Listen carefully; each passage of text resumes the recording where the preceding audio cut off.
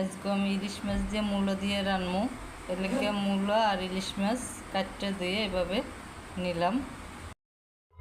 এখন আমার মূলোটা হিজে হয়ে গেছে আর ইলিশ মাছটাও ভাজা হয়ে গেছে। পাইলা বইলাম, এবার আমি রান্নবো এটারে। রান্নার লেগে কড়াইতে তেল দিয়ে দিছি, এবার পেঁয়াজ দিয়ে দিব। পেঁয়াজটা ভালো করে ভাজবো।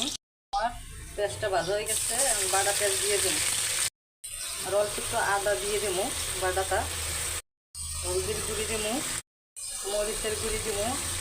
আপনারা আপনাদের পছন্দ মতন জাল দেবেন বাড়াই কমাইয়া। এখন দেবো নুন আর দেবো কয়টা কাঁচামরিচ। এখন পানি দিয়া ভালো করে কষাই দেবো মশলাটারে। এখন আমার মশলা কষাই হয়ে গেছে, এখন মূলোটা দিয়ে দেবো এর মধ্যে। মূলো দিয়ে আবার ভালো করে কষাবো। এখন আমার মূলোটা কষাই হয়ে গেছে, আমি পানি দিব মূলা। এখন আমি মাছগুলোরে দিয়ে দিব। ঝোলটা উতলে গেছে, ভালো করে জাল দিয়ে ঝোলদারে টানাইয়া টানাই উড়েই হেলাম। রান্না হয়ে গেছে, আমার মৌটা টানে গেছে। এবার চুলাই গুনে নামাই হেলাম।